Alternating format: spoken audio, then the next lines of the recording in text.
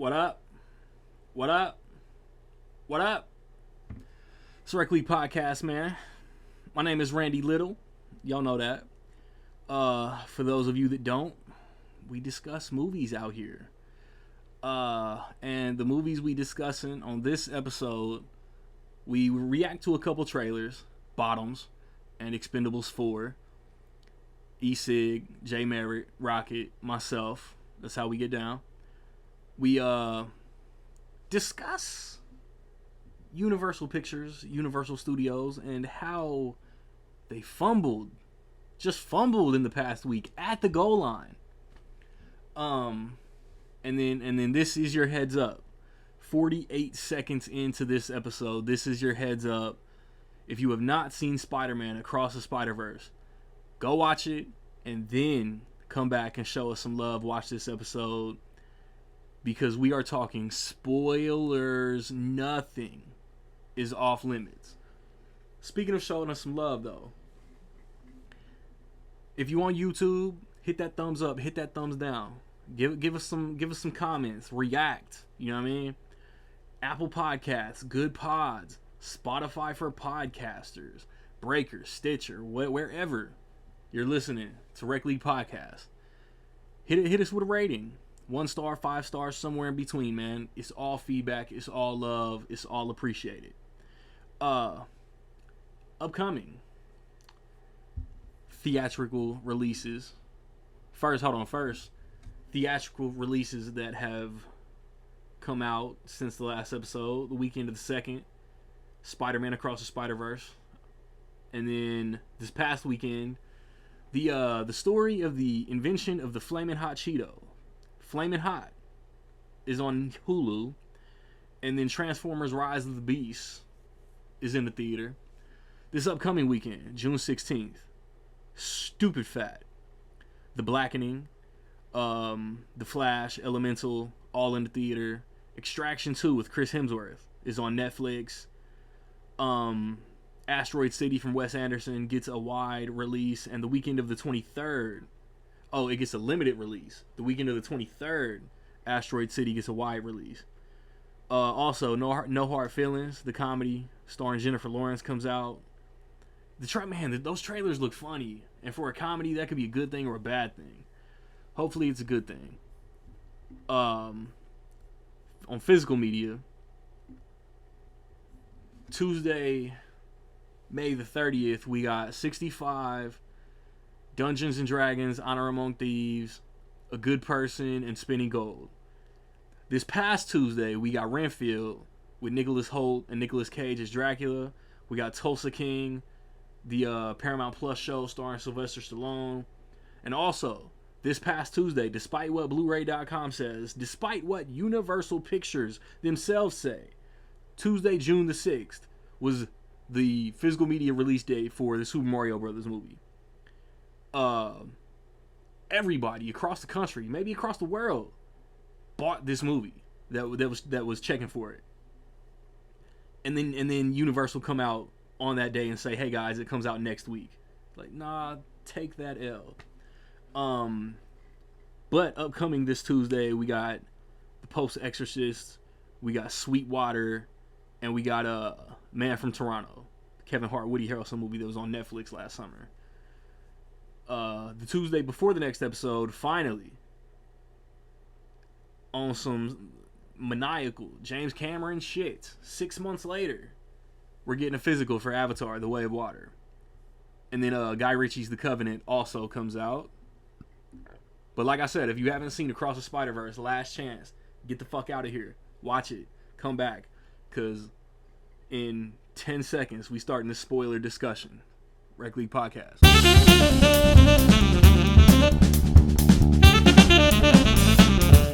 Alright, man. Back at it. I know y'all seen the title of the episode, so y'all know what the primary topic is today. But it was some stuff that I wanted to point out first. Did y'all watch the trailer for Bottoms, Rocket? Yes. What you think?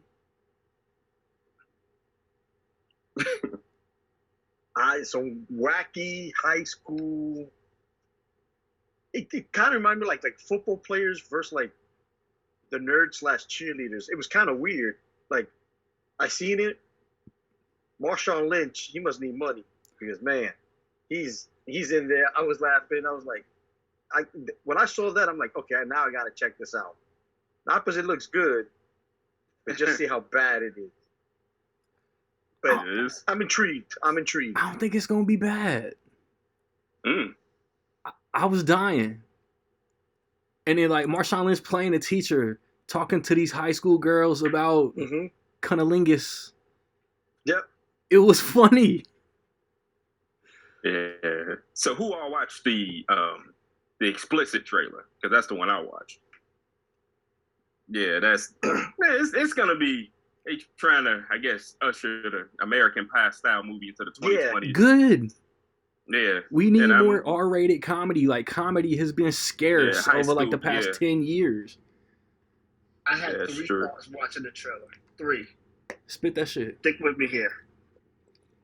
Clueless, Friday Night Lights, American Pie. I watched the trailer and I thought about all 3 of those at one time. Like I was watching That's it not and off. I'm like, and a little bit of Booksmart. Clueless. That kind of remind me of Friday Night Lights. That kind of remind me of, like, you know what I mean? I had those 3 thoughts. I think it's gonna suck. I'm not gonna watch it. But I think like it's gonna be one of those movies that you're gonna be like, yeah, that was trash, but I laughed at it. Yeah. Like, you know what I mean? Like, if I go to a comedy and I laugh, I'm not calling that shit trash. No, it can still be trash, bro. I mean, what was it? The football players didn't even change their clothes. They were always in uniform, whether in class, in gym. Yeah, it's funny. Hey, bro, maybe all them scenes was like on a Friday. You know, they was in uniform on game day, not pads or nothing, but they was in their uniform on game days and their jersey on game days. Yeah. That shit look terrible, but I'm gonna watch it. I'm probably gonna be laughing at some stuff, but it's gonna be terrible. But you know what's funny? I remember saying that. I honestly, legitimately remember saying that for a certain movie in the 2000s. I saw the trailer for it. Like, what the fuck is this? Well, it's 20 years old, so just spit that shit. What? In the 2000s, it was 20 years ago. What movie was it? It's Superbad. You thought the Superbad trailers were bad? No, the trailer I saw, it didn't click with me. Then again, I was on a bad date when I saw it. No, bro. Seth Rogen said, McLovin? You sound like a sexy cheeseburger. And then that shit wasn't in the movie? It was funny. It's just, I don't know what it was. If it was a teaser trailer, something didn't click. I do remember that. But now that's gotta be the standard for the high school movie in the 21st century. Listen. I'm gonna say my racist comment of the video. Oh shit! Randy knows this. Like I don't do white people stupid funny, man. I can't. I struggle with that. I struggle with the white people funny. But man. You did watch Cocaine Bear. That shit was terrible. To you. That was terrible. When you told me the idea. He was like, yeah, Cocaine Bear, some helicopter dropped some cocaine. Based on true events. I said, man, that's some white people shit. That's gonna be stupid. Based on true events. I still think the best high school movie is Porky's. As far as raunchy high school comedy? Yeah, raunchy, yeah. As far as raunchy, yeah. Oh, I could say one, but that was college. Revenge of the Nerds. That's Y'all old, we get it. Hey, everybody ain't one born in 1996, motherfucker. Neither was I, fool. It's okay.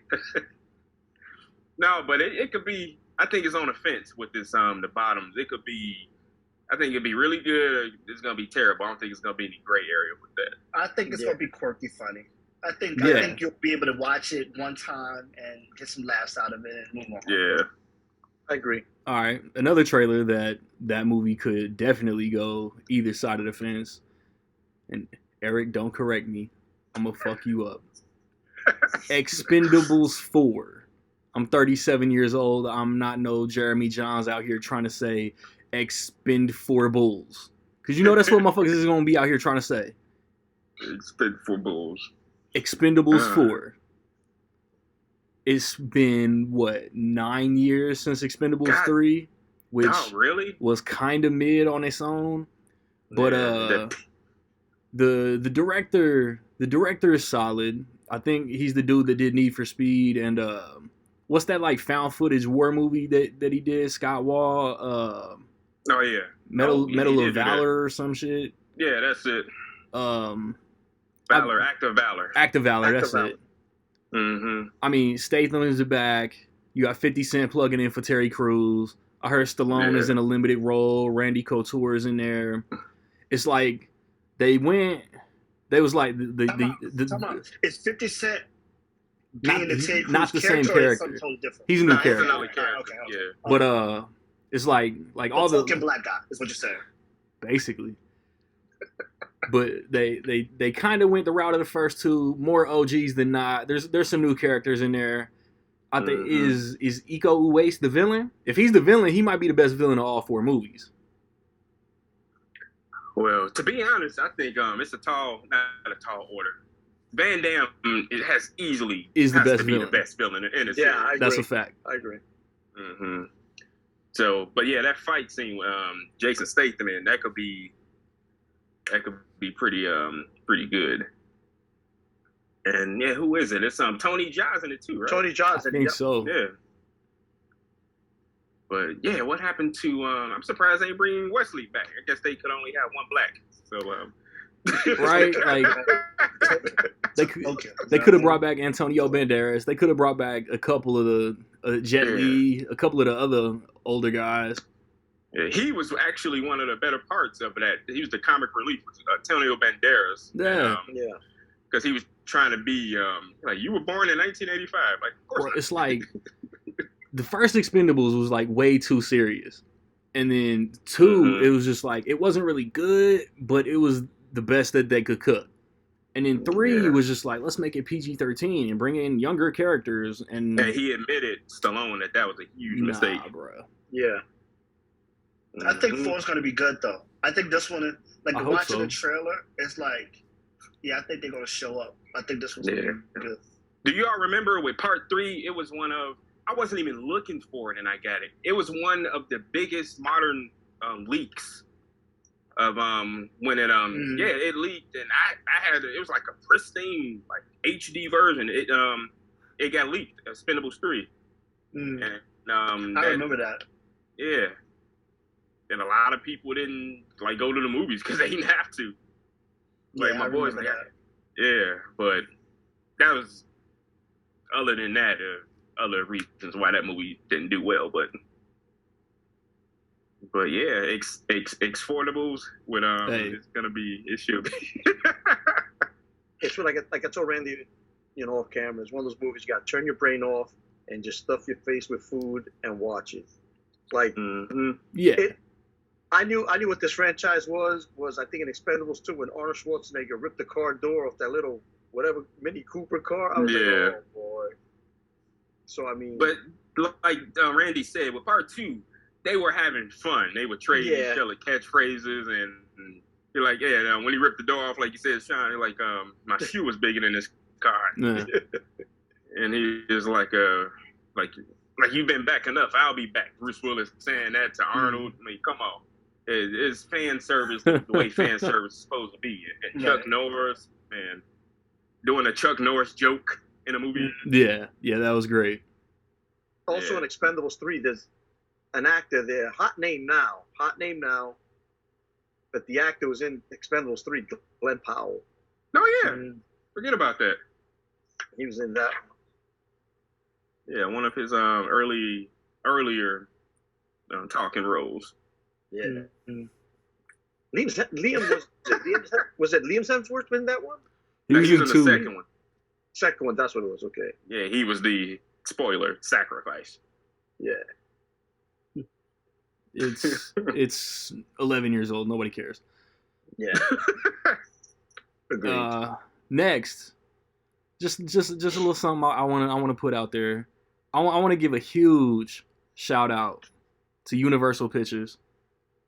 Y'all screw the pooch, fumbled the bag, completely fucked up on the physical release of the, to date, biggest movie of the year. How in the actual fuck did y'all let Super Mario Brothers come out to buy in stores 4K, Blu-ray, DVD, whatever the fuck, and then with no heads up? I know y'all like to give like short term, hey, in 2 weeks, Jurassic Park, Minions, whatever is coming out. But it wasn't shit for Mario. And the day that shit come out, y'all want to say, hey, it's coming out next week. Bitch, we already bought it. Got it. You know what I'm saying? And for people who don't know, it's definitely the studio's fault, because the studio is, obviously, it's their movie. They set the date, and then they talk to the distributor. Distributor sends the movies to the stores. So if the stores get the product, guess what? Stores like to make money. They're going to put it on the shelf. So it's not the store's fault.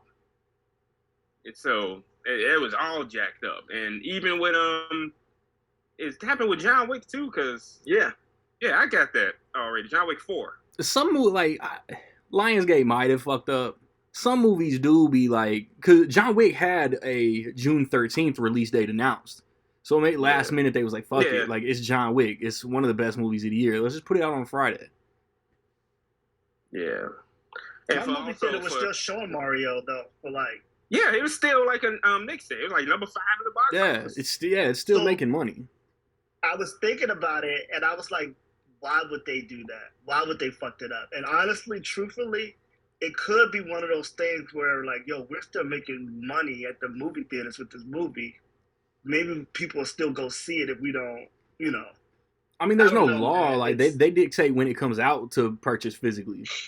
Like, it's not like no matter what, it was coming out next Tuesday or whatever. Like, if it was up, because Scream, Paramount set that date for July. You know what I'm saying? That shit ain't made money in a month.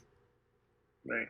They might have been shocked that it did. They might have not thought it was gonna do as well as it did in the theaters. No, and now Universal it's like, just sucks.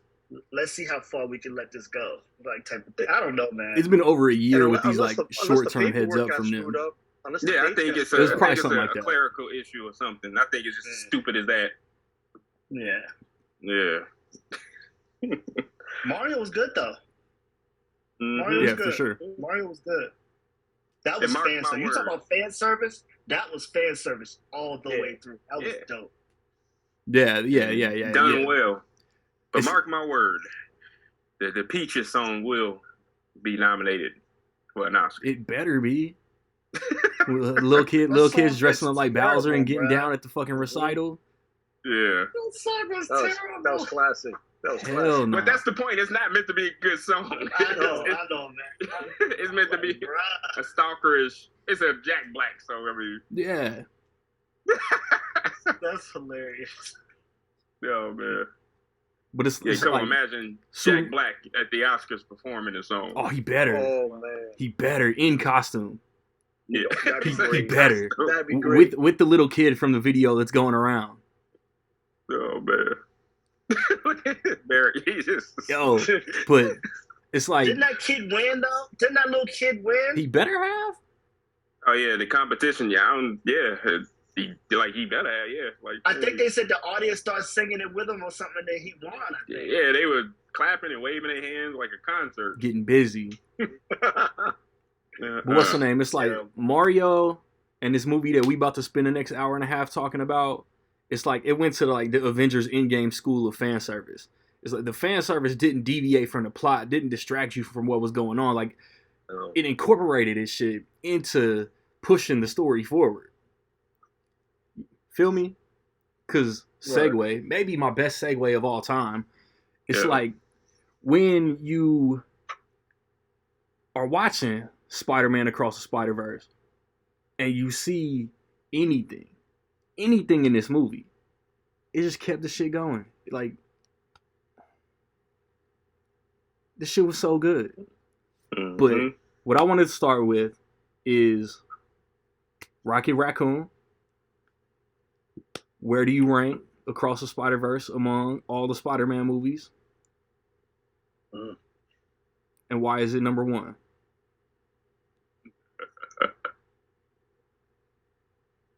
I think I'll say this. It's hard to be hard. It's hard to make a sequel that's better than the first, and I definitely think this did that, and that says a lot. Because that first one was phenomenal, Special. and this is the Empire Strikes Back of Star Wars in a sense, because when Star Wars first came out, nobody's seen stuff like that, whatever. At the end of the day, Empire Strikes Back topped it, and Star Wars was still the same thing with this. I will say this: if Beyond the Spider-Verse comes out and it's just as good, this has got to be one of the best trilogies for a comic book in history for character. Because at the end of the day, it's like I'm excited to see what the third one is about. To me, the top two Spider-Man movies to me is, and I know you got the Marvel ones, got the Tobey Maguire, the Andrew Garfield. It's this one, and then Into the Spider-Verse. Then it's the first Tobey Maguire one. Like, that one keeps on getting dropped because I think, what they're doing with this character, Miles Morales, is insane. Remember, if you think about it, it all started off an SNL skit.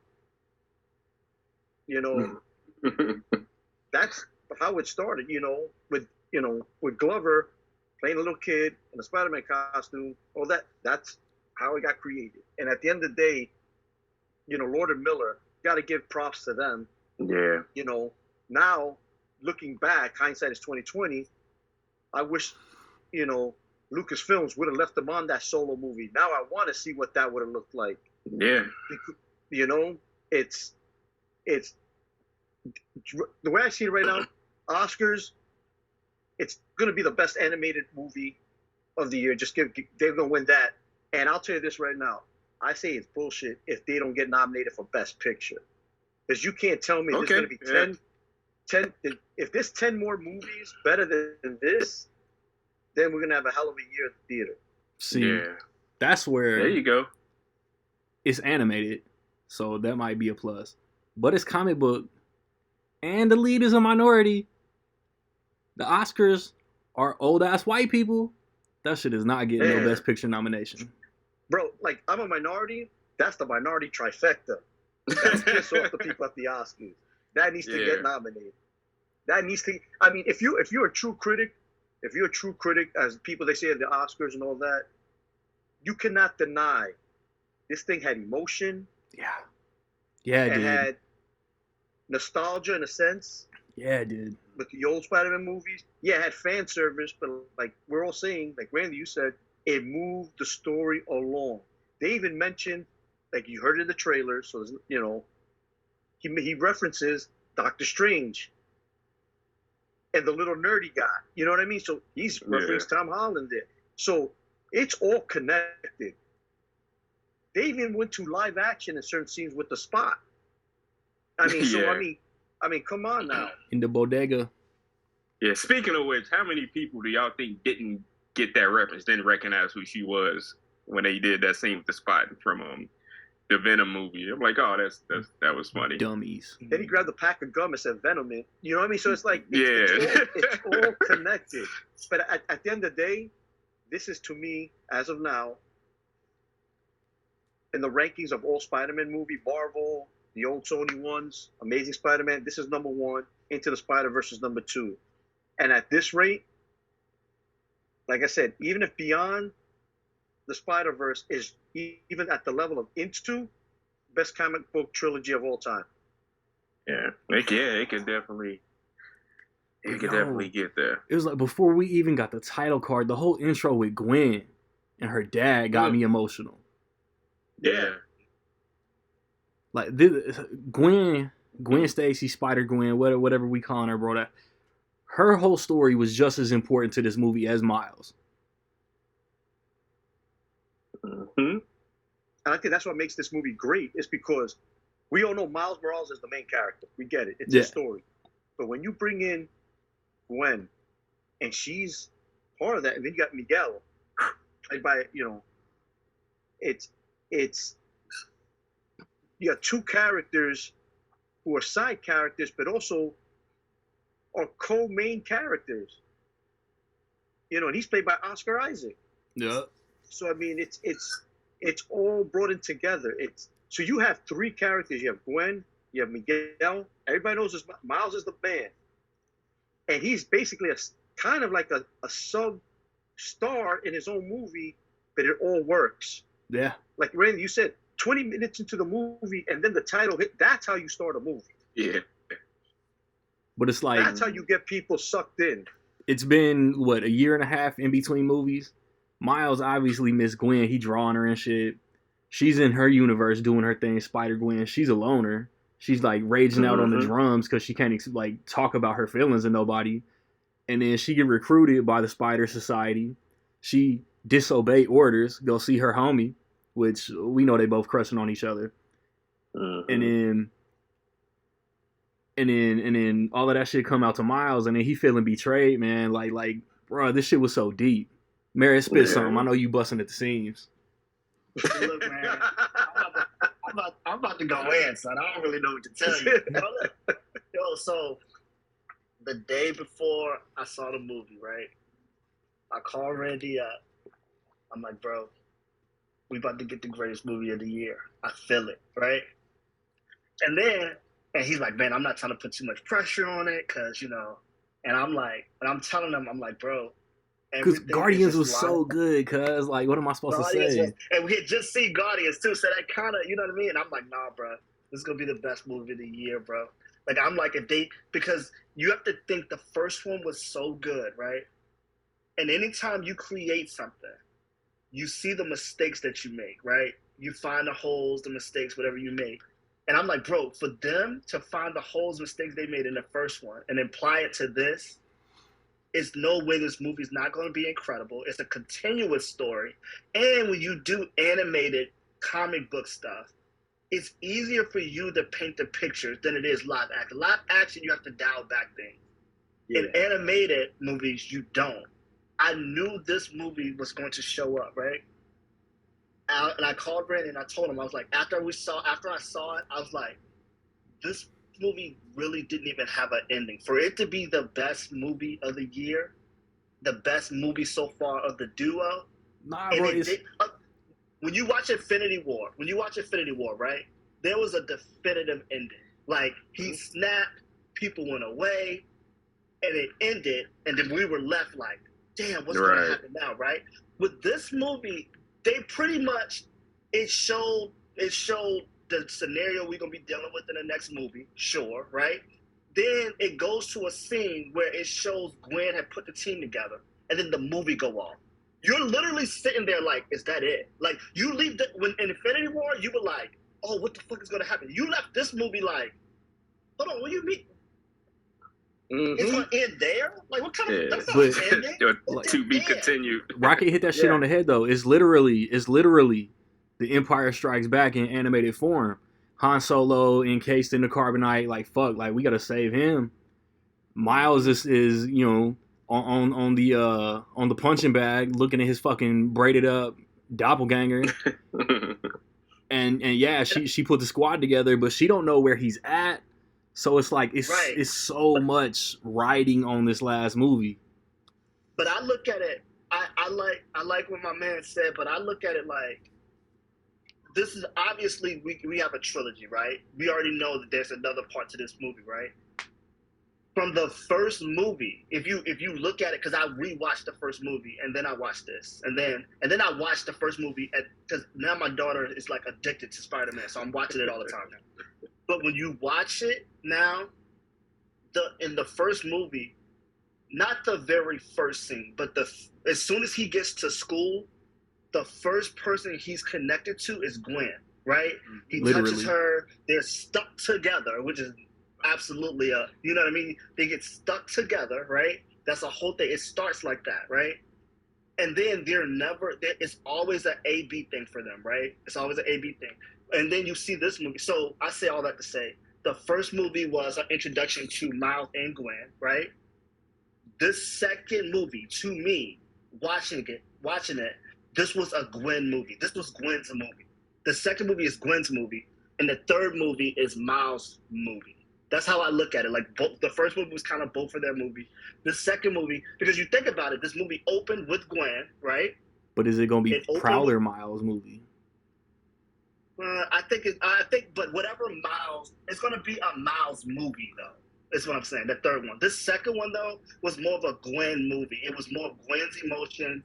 We got to see Gwen at home, and the way they did that, her home is attached to her emotions was incredible. Like the way they did that, like when she was sad, her home was blue. When she cheered up, it was reds, and you know what I'm saying? Like the way they did that was incredible. And the thing that they did so amazing in this movie, because I was telling Randy, the way the comic book look that they gave the first movie, they did it 10 times better in this movie when you start looking at the frames.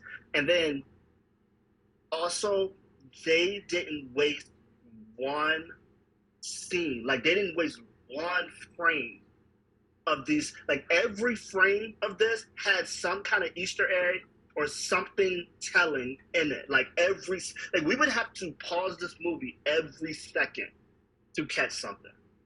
Whether it's just something written or something they pop up or a color or whatever, everything matters in this movie. Incredible. Incredible. There's no way we're getting anything better than that this year. There's no way. I will say this. I just looked it up. The movie's 2 hours and 20 minutes. It doesn't feel like that because, like we were saying earlier, and Mary hit on the head, it opens up with Gwen. That's 20 minutes. That's that half hour extra.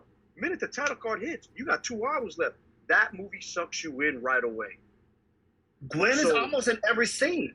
If you think about it, absolutely, she's almost in every scene, and it closes with Gwen. Every scene. Yeah. It was like this was her movie. This movie was her movie. Every scene was about her. Even his drawings in the notebooks was drawings of her. Everything about this movie was about Gwen. Gwen joins the team, right? Gwen defies the team. Everything about this movie was about Gwen. If you really put it in perspective, you know what I mean? Like it's crazy. But how about this? I'll give you one. I'll one up that one. Everything you said about Gwen is true. So Gwen, Miles, and Spider-Man, played by the actor Jake. I forget his last name. Mm-hmm. Jake Johnson. Jake Johnson. So think about something they have in common with their story threads, and the movie is about that. What is that? I mentioned this in my review. Randy know where I'm going. And what they have in common? It's one word. Vin Diesel says it a lot. Family. And I think that's the movies. You know, the movies. Instead of talking about it, be about it. And like Mary was saying, the movie opens up, I guess slight spoilers, Gwen and her father. All spoilers. Fuck that shit. Cool. Then you have Miles and his parents. And the Jake Johnson Spider-Man has a child now. Got back with Mary Jane. Yeah, and back with Mary Jane, they're together. And that's another element of the whole plot that's really strong. And the spider people, you know, are and Miguel lost his family. Yes. Yep. And also about that, details. This movie is real great with that. You notice when Miguel lost his family, and the Prowler Miles. Notice when he talks. He has a more of a pronounced accent because his mother has raised him, and because his father's not there anymore. And that's a little black culture, right? Yeah, little touches like that are just, awesome. And you all mentioned the animation with the first movie. Before you go, real quick, go ahead. The way they emphasize that too is the scene, like a couple scenes before that, he had a B in Spanish, right? Remember before it is. So everything is But they tried to tell you that was coming. Like you're gonna be able to clearly tell the difference. You know what I mean? All right, go ahead, man. You're right. Foreshadowing. And it's a lot of that. Apparently, Miles' mom in different universe had different color eyes. She does. She had green. The one that Gwen talked to had green eyes, or whatever. Didn't peep that. But that goes one of my points with the details. And going back to the first movie, they do this a lot. So when Miles is learning the scene where he's learning how to swing, and the Jake Spider-Man So there's this thing in animation called animating in twos and animating in ones. Miles' Spider-Man is more jerky because he's less experienced. And Jake's Spider-Man is more smooth. He's been animated. And so animating in twos, you animate every other frame. Animating in ones is this more smoother motion. And they're using both of those techniques at one time and with both of these characters. And little stuff like that, you wouldn't notice. You don't know that you're seeing it, but you're seeing it. Right. And stuff like that is what makes just It's and going to the ranking. So my personal favorite Spider-Man's, and a lot of people live action is Spider-Man 2. The first Spider-Man is still great. It's number 2 now. And my top 3 on my personal list, funny enough, it says a lot, are all sequels. It's the Spider-Man 2 for me. It's this one, the one we're talking about, the new Amazing Spider-Verse movie. Yeah, what's that? You got the Amazing Spider-Man 2 that high? Oh, hell no. Toby Spider-Man 2. Sorry, Andrew. No, but I don't know what it is No about Way Home. These Spider-Man movies that are why they're so good. Even because Spider-Man 3, is it a terrible movie or is it just not as good? Both. It's a bunch of stuff, and it's the stuff that don't work is the studio's fault because they force characters in there. Yeah. But Sam Raimi still does what he could do with what he had, and I give him that. It's not an unwatchable movie. It's not terrible like Morbius, is it? It's pretty fucking close. I like Merritt knows, bro. I told Merritt and Jake a couple weeks ago, Raimi's Spider-Man 3 is the Suicide Squad of the 2000s. It gets worse every time I see it. That's understandable. And they try to fix it a bit. It's just little stuff they take out. The producer's cut. I don't know if y'all ever seen that. Nah. It doesn't really do anything. But now back to this movie. This has the potential to be one of the greatest trilogies, any genre. See, what I love about these movies, the N2 and the multi, what I love about these movies is, they're putting themselves in categories, right? So like, and what I'm saying is like, the first one. After the first one, I was saying, man, this may be the greatest origin story comic book movie ever. Like, so that's separate from it being now a duo and soon a trilogy, right? Like, it by itself, that first movie by itself, it's like, yo, that might be the greatest origin movie I've ever seen. Like, you know what I mean? And and then like now I'm finding myself like taking that movie and ranking it with all the comic. We got a lot of comic book stuff now, right? Comic book movies now. But I was telling Randy the other day, I'm like, man, I might have Endgame over that. Maybe not. But now I'm like, with the second one, I'm like, oh, the second one is actually fighting Endgame to me now. Like, those are two of my favorite comic book movies ever. Like, period. I mean, not Endgame, but Infinity War. Infinity War, and then this movie. It's like, oh, these might be my top 2 ever. So they're putting themselves in categories outside of just being together, right?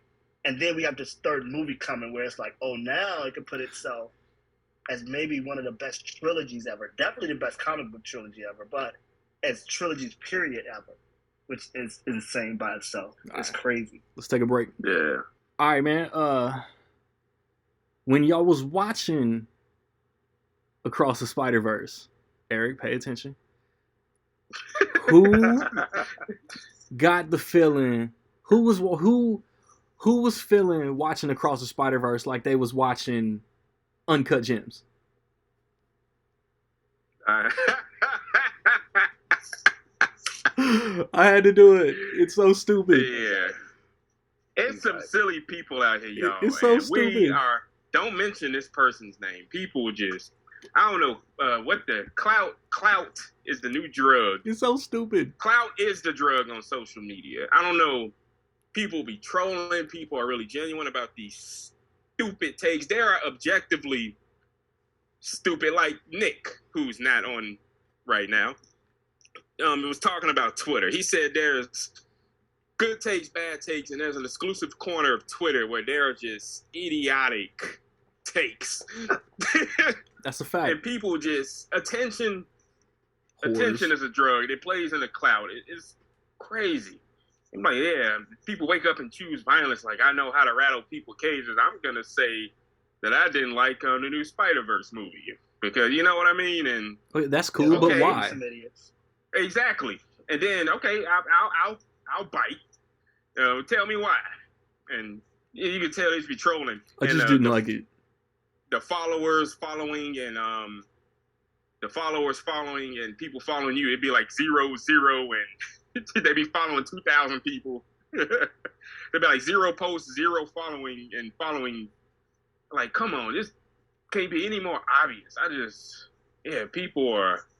So what Randy is talking about, I don't know, Merrick and I think Sean, you know, but it's one person in particular. Just like every week, she said something just. So she was comparing for no apparent reason. First of all, she didn't watch the first Spider-Verse movie. Then she makes this Disqualified. exactly disqualified. I didn't see I didn't see the first one. I'm not an invested fan. I just wanted to be included. And yeah, I didn't. And she made this comparison to Uncut Gems to the new Spider-Verse movies, and I didn't feel the type of tension I felt in Uncut Gems. Where did this come from? That makes no sense. It's like, come on, man. Bruh, Uncut. Listen to me. Uncut Gems is amazing. This is why it blows my mind. This is why it blows my mind, though. It's blowing my mind for this reason. Because I watched the last 25 minutes of this movie, and I literally was like, I couldn't close my mouth. Like, I was sitting there like, yeah. What is happening right now? Look, what are you talking about? Uncut Gems is amazing. Across the Spider-Verse is amazing. But this isn't even an apples and oranges comparison. It's apples and Ninja Stars. They're not even in the same lane. Right, it's Samuel L. Jackson. It ain't the same ballpark. It ain't the same fucking sport. You know what I mean? Like Eric said, and the thing is, that person never seen the first one. Okay, why am I gonna watch a part 2 of a series of shows? Or like that's like me saying I'd never seen Stranger Things, but I'm starting with season 2. You know what I'm saying? Let me start in season 3. Watch the first one to see if you have even any interest to watch this. And if you say you're a critic, that's what you do. You do the right thing. You watch the first one. Do the work. Do the work. I mean, it made no sense. Oh, bro, there's gonna be so many takes on the Flash that haven't seen anything else in the DC universe. Yeah, but Merrick reminded me of something. I wanted to get this out there. I mentioned it in my letterbox review. Reason why my jaw was dropped in the last 25 minutes. It probably won't happen just like the Oscars for stunt Oscars. But if ever there was an argument for a voice-over Oscar, it's Oscar Isaac's performance. Phenomenal. Especially on top of that train when he's telling, like, you're the original anomaly. And I would like to see the footage of Oscar performing that. I'm like, man, he was going in. I was about to cry. He was laying it on, man. Hey, bro, Peter B. Parker killed him, though. He said, why are you the only one of us that isn't funny? Yeah. and that's the thing is, like, talk about emotion. That scene right there on the train. Mm-hmm. Look at all the types of emotions. You got, Oscar Isaac telling Miles Morales, it's your fault that the other Peter Parker or rigid Spider-Man died. Because if you didn't distract him, he would have had time and everything would have been okay. Because you distracted him, he's dead. Then he's saying that the spider wasn't even supposed to bite him, so you're nobody. Now, as Miles, you're getting told all this, but then you go to find out that Peter B. Parker and Gwen knew about this and kept it from you. You're being torn in the audience, as an audience person, watching. You feel bad for Gwen because you know why she was doing it, and Peter B. Parker you know why they were doing that, to protect him, but you also feel bad for Miles as a kid being told you're nothing. You weren't supposed to be. You're nothing, and it's your fault that Spider-Man died in your world. And you got emotions. I feel bad for this one, but yeah, you're also mad at them for not telling him. But I thought it's all this mixed feelings, but then you feel bad for Miguel because he's trying to do the right thing to protect everything. It's just, the scene itself is phenomenal. Yo, but check it out. It's not Miles' fault that spider ended up in that universe. Kingpin was doing his dirt. You know what I mean? Miles was just trying to do his tagging, kicking it with his uncle, just being a kid. And kids are curious. He ended up in a situation where Chris Pine Spider-Man had dominoes fall. Shit happened. Yeah.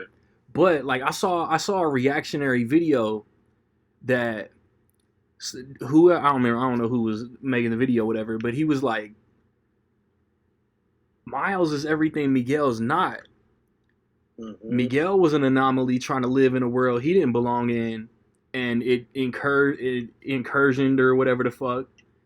But Miles was living as an anomaly, as an incursion in a world where he wasn't supposed to be Spider-Man, and everything was cool as a fan. You know what I'm saying? So it's two opposites. It's so many takes, and it's like no wrongs, and like. But I think that there's a element of fate attached to it.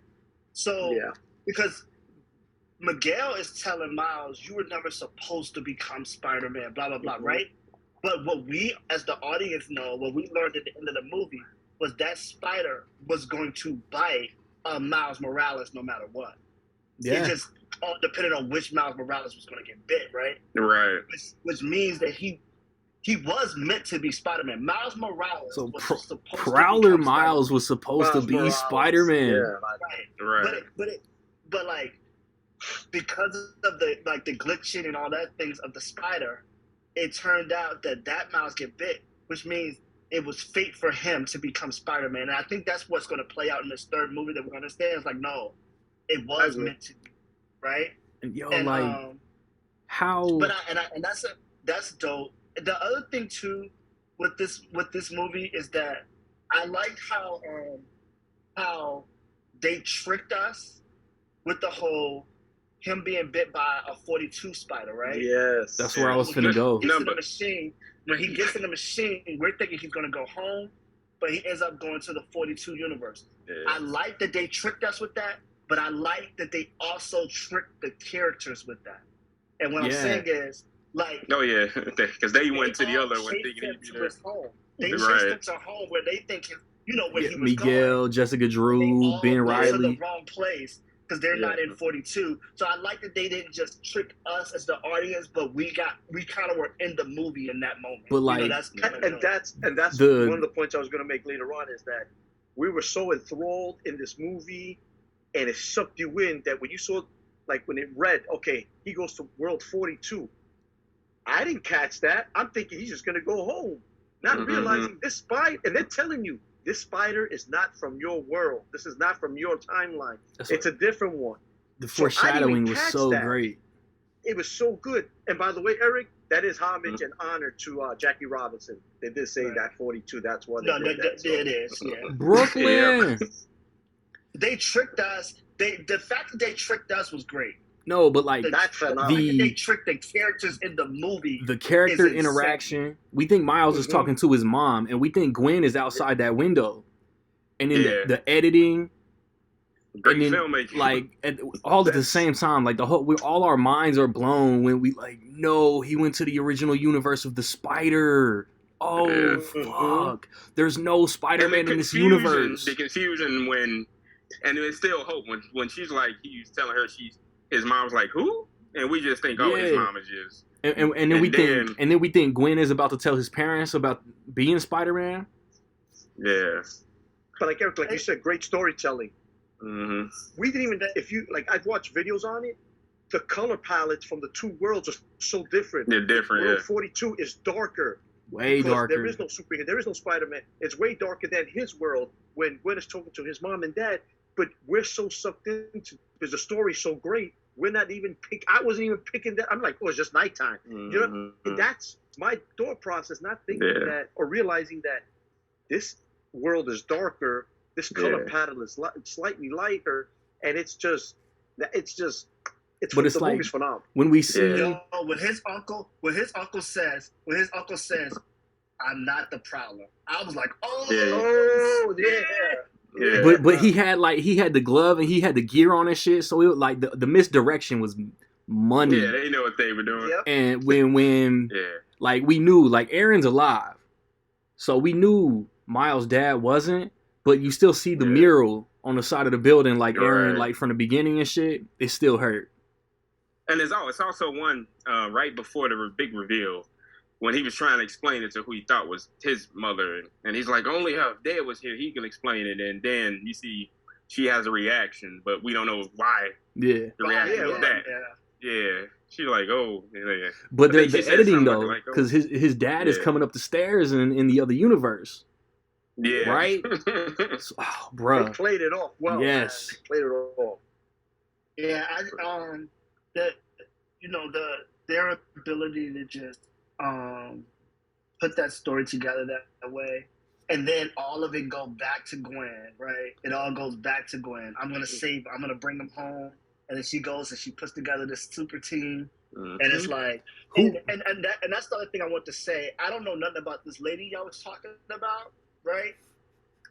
But her saying, "Oh, it didn't give me the feel of such and such movie," or if it didn't give me that feel, it's impossible for her to get that, not understanding exactly the 42 spider from Spider-Man from the first one biting him, and that it was from without understanding the context of what happened in the first movie and why he would have went to a different.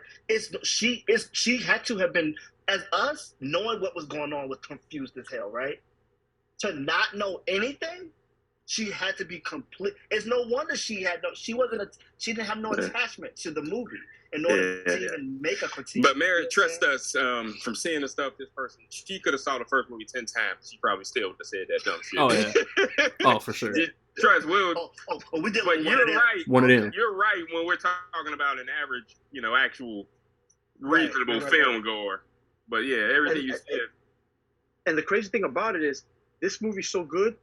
We ain't even talking about the main antagonist. Like, in a sense, it's the Spot. He's supposed to be the villain. And we're not even touching on him yet. The Spot was great. I didn't have the Spot as the villain of this movie. Like, I had it as Miguel, in a sense. But like, me and Mary talked about that, like, right after I got out the theater. The Spot was the primary villain. Spider-Man 2099 was the primary antagonist. There you go. Yeah, that's a great way to put it. Yeah. And the funny thing is, I want to know his story, too, because there's that scene where, like, they're telling his story here and there, and you see, like, just a little silhouette of him gonna bite somebody, and he looks like a vampire. So I want to know where his origin is. Right? How did that happen? Yeah. The Spider-Verse did some retconning from the last movie, and the Fast Saga needs to take notes. Because know how to do the Spot was supposedly in the science labs and present when the Super Collider blew up, and that's how the Spot was created and all that shit. And Jason Schwartzman killing it. Yeah. Gets stronger in every scene, every time he devours a new world and shit. He's gonna be a problem. Yeah, because obviously he's gonna be the main. It kept every time he was on, it got darker and darker and darker. Yeah, he's not even in like the last half hour. No, because because he really wasn't the villain of the movie. I had a question for the crew though. Is he the villain of the next movie? That he's got to be. They just set him up. They still got to stop him. Will he be? But no, that's my question. Is he the villain of the next movie, particularly, right?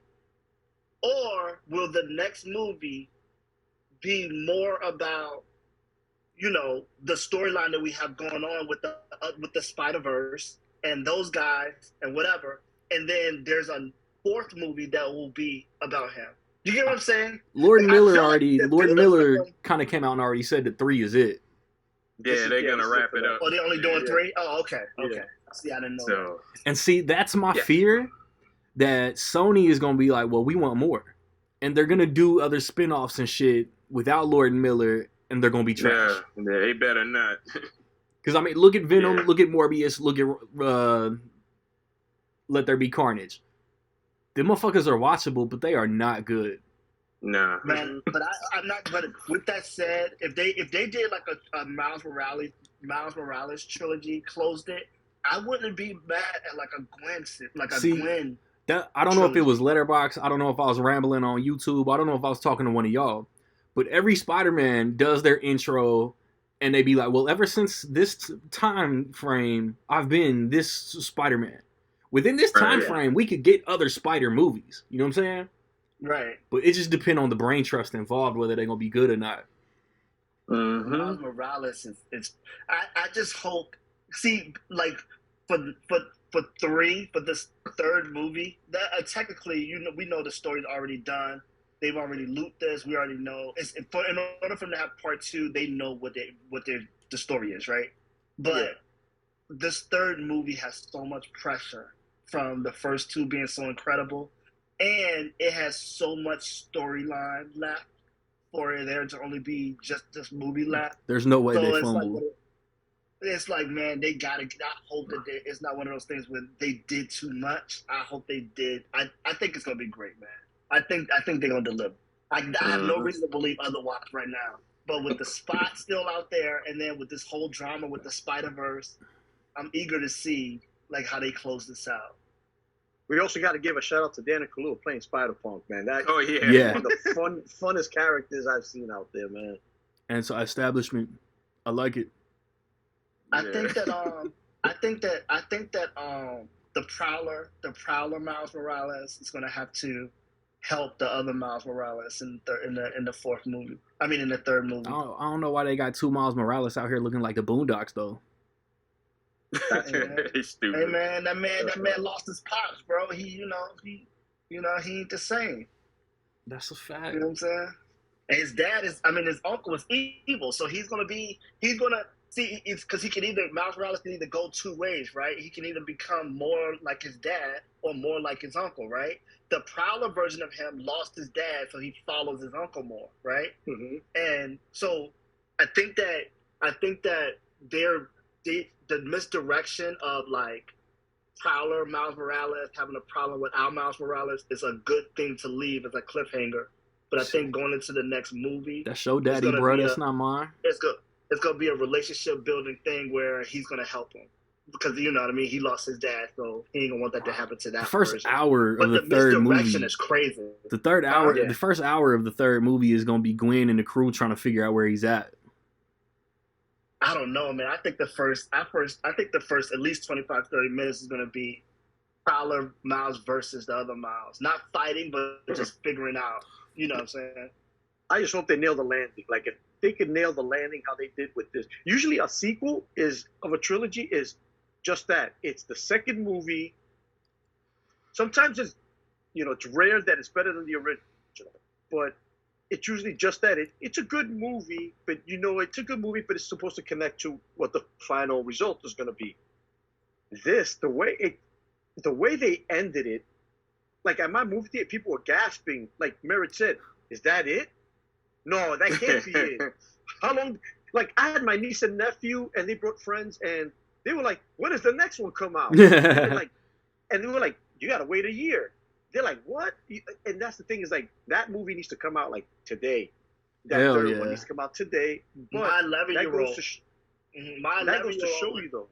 Was legit like, no, I could sit through the second part right now. Like, watch almost 2-hour movie, and she was okay sitting. That's how good it was, and she was willing to sit through another one right then and there. Like, absolutely.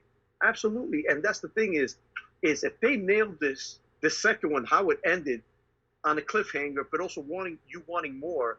I just pray that they nail this trilogy at the end. That it ends up the right way. Now, so do I. I mean, watching the first one, like you said, thinking this might be the best, not just comic book one, but like Spider-Man movie ever. To this one, yeah, and they're trending upwards. So yeah. Yep. And it's funny in all of this, because of what he did. Somebody mentioned on Twitter, like, Miles gave us the first depression-free Spider-Man because he saved, because of the Indian Spider-Man has no, is happy.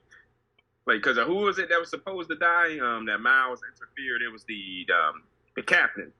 Right. Yeah. Right. Kumail Nanjiani. yeah. Well, it was like they combined something with Manhattan. I can't remember what the universe was called. Moonbatten, something like that. Yeah. And the cop that was closest to that Spider-Man got saved. Yeah, and the fact that they Glenn's father quit, so he didn't become captain, so he doesn't die. That should mess up another canon or whatever, right?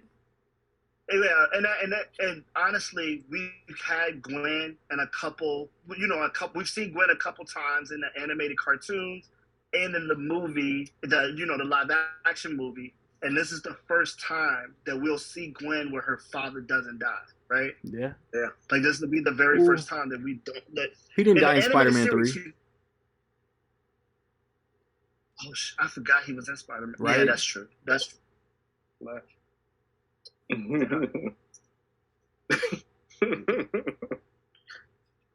Oh man, I forgot that he didn't die in Spider-Man. But I mean, like Gwen Stacy was kind of like a major supporting character, but her dad wasn't that presented in the original Spider-Man 3. Right. Yeah. But in the Amazing Spider-Man series, yeah, he was heavy in that. But then, like, what he was trying to tell Peter ended up happening. Tell your sister. Yeah. Gwen died in Amazing Spider-Man 2 because he didn't leave her alone. And all of Spider-Man, though, in all of Spider-Man, that moment is still the moment that got me the most, man. I'll never forget being at the movie and that happening. I would love Haley God. Steinfeld as a live-action Gwen Stacy, but I also kind of want Emma Stone back in a Spider-Gwen movie. Bruh, like, yo, when that happened, Can't go wrong with either one. Right? When her head hit that floor, man, I was like, oh.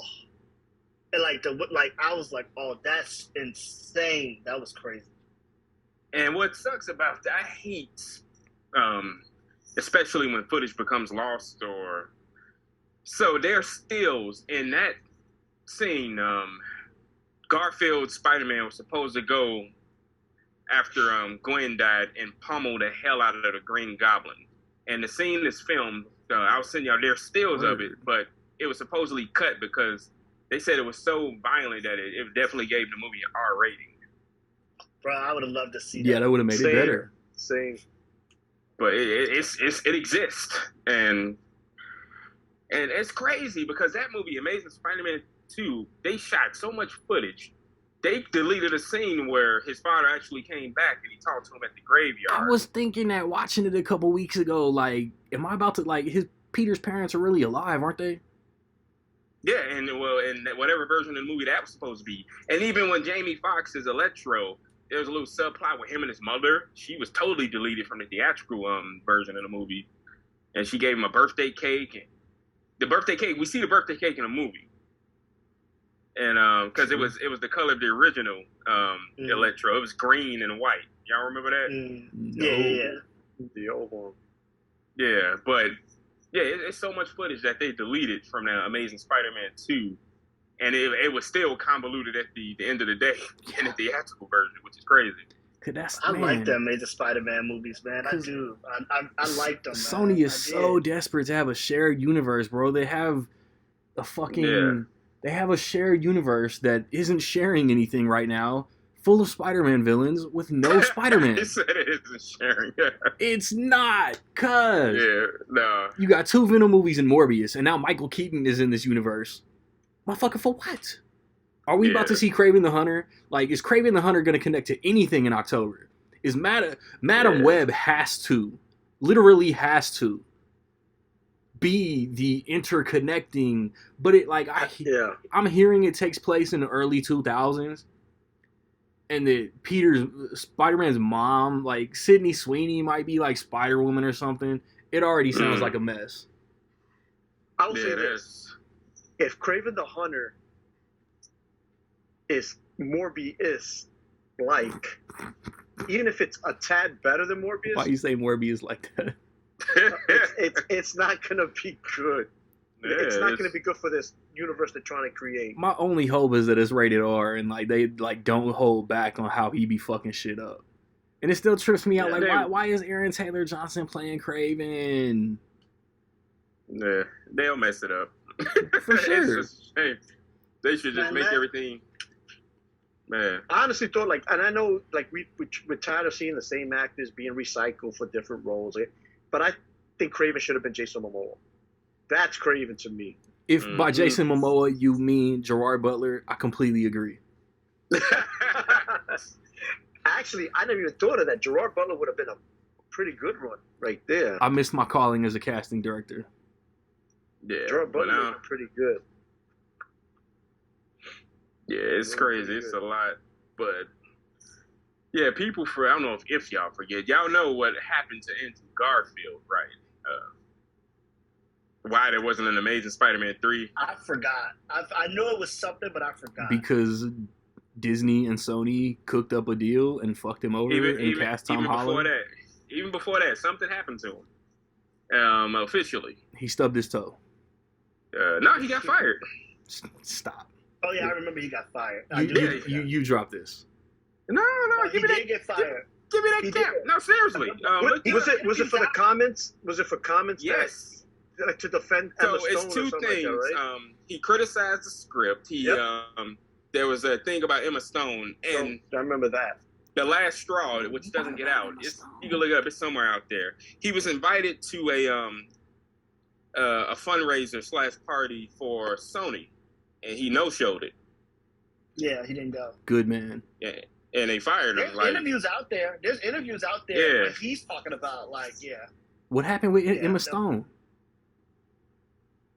Well, they were dating at the time. Yeah. They were dating, and he just thought, I don't know if it's correct, it's been a while, but he thought that her story should have continued. They shouldn't have killed her off, that type of thing, and he kind of criticized them about that. Well, the first straw of that was, I think they started dating during the filming. Because I remember there was something about how they were telling them that they can't date or something. Like, they can't do it. They didn't want to be public, Right, and they did it anyway. Right. Which, the hell with them. Them dictating what people do with their personal lives. Exactly. Hey. But that's only but for fans, that's only going to make them want to see it more, though. You know what I mean? Yeah. If they're dating, they must have good chemistry. Right. But MJ and Peter Parker and the MCU are dating for real. They're together for real. So I'm saying that Spider-Man No Way Home when he talks, bro. Andrew Garfield jumped at that shit. But speaking of Andrew Garfield, I wanted to ask y'all about this. What's my man, Shamik Moore? Yeah. Who plays the voice? It's just it's not a controversy, but it was a little thing. He made comments about, because the word got out that Sony might be planning a live-action Spider-Verse movie. And, of course, he's going to campaign to play the live-action Miles Morales. But he's like 30. And then, okay, so he's 28. So a lot of people on there are like, no, you shouldn't do it. You get it. Okay. Both sides I can understand. But the age thing shouldn't be an argument, because Garfield was 27 when he first played Spider-Man. But on screen, he was 17. Exactly. The real age shouldn't matter. Well, Toby was like 35, wasn't he? He thought he was 26. The first movie. I think physique does matter, though. And of course. Moore, is that his name, Shamik Moore? Yeah. His physique, because I seen him play the chef on the Wu series, right? Mm-hmm. And he was in something else. Dope. He doesn't give the physique. And I'm not saying he's not in shape, but like the way Miles Morales and Peter Parker body wise should look. Like, they're more of a skinny physique. They don't really have he has a natural, you know what I'm saying? Bulk to his chest. you got to be a little more slim to be Spider-Man. Like, Right. you know what I mean? And it's more of like a taller, skinnier figure. You know what I mean? He don't have the physique to be that character. They need somebody young. They got to get somebody young. I don't need my Miles looking older than Tom Holland. I mean, I think, and it ain't helping his case. Young enough. Yeah, I think he can look young enough. He just not. There's no way he's gonna get the body. Like his body is never gonna be slim and tall. It's not gonna happen. You know what I'm saying? It'll be different if we were talking like Miles was in college and they were trying to do one now. That's a little different. Mm-hmm. You know, you start filling out more and all that. Yeah, because he's 15, 16. Yeah. No, see, because I think like with Batman, they were always able to do that. They was always able to be like, he's bigger, he's, more bulkier or whatever. As he got older, they were always able to do that. It's just because of the kind of hero Spider-Man is, it's no way to have a buff. Like, he can't, Miles Morales can't be that. He just can't. And you know what I mean? That guy's size is never going to be it. You got to get a tall, slender, young face. You know what I'm saying? That's the only way. Be a new actor. But the thing is this, though, is what sucks, too, is when you hear that voice, you automatically associate it with Miles Morales. It's a unique voice he has. Mm-hmm. That's the thing. I think now, but what didn't the game come out before the first movie? Or did the Miles Morales game come out after the first? They came out after the Miles Morales Spider-Man. Yeah. Did he voice that Miles Morales? No, right? No. So I think that's why that game sucked. Did it? It didn't. It was a good game. I'm just saying. The Spider-Man games were loved. Yeah, no, they were good. I think it is a distinct voice because of what we know from the movies. But I think that if you do live action, you get a young enough kid. He has I feel like it wouldn't matter that much. Totally different. You know what I mean? We got anything else we want to touch on? I don't know how much time we got. Yo, how they have Glover sitting in that box like that, bruh? He was a prisoner. That's the one thing that was the best Easter egg by far. Donald Glover as the Prowler. They had him sit in the box, bruh. But it feel like we kind of like running on fumes a little bit. So if we it's not even that. I just think there's so much out there. Like, I gotta watch the movie again. I definitely want to watch it again. Out there that you're not catching everything. You're not catching everything. Bro, as soon as the movie came on, after the Gwen scene or whatever, but as soon as the movie came on and that hip hop beat hit, I said, this movie about to be incredible. Mm-hmm. That's another thing. The music they use plays its own character in this. So I mean, they do that so well. But no, we killed everything, man. All right. So how much time do we have, Randy? I mean, we can kick it, but I just remembered I got to go pick up my mama from work. I was supposed to say, if we done, I'm a wrap. Now we can chop it up. Yeah. So I'm gonna be back. I'm gonna wrap up this episode. It's Rec League Podcast.